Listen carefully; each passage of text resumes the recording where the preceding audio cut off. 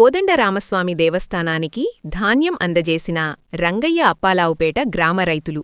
కృష్ణా జిల్లా బాపులపాడు మండలం రంగయ్య అప్పారావుపేట గ్రామంలో వేంచేసి ఉన్న శ్రీ కోదండరామస్వామి దేవాలయానికి గ్రామ రైతులు ధాన్యాన్ని భక్తి శ్రద్ధలతో అందజేశారు. ఈ సందర్భంగా రైతులు మాట్లాడుతూ, ఈ సంవత్సరం పంటలు సమృద్ధిగా పండినందుకు స్వామివారి కృపగా భావిస్తూ స్వామివారి నిత్య నైవేద్యం, పూజా కార్యక్రమాలు, అన్నప్రసాద వితరణకు ఉపయోగపడే విధంగా ధాన్యాన్ని సమర్పించామని తెలిపారు.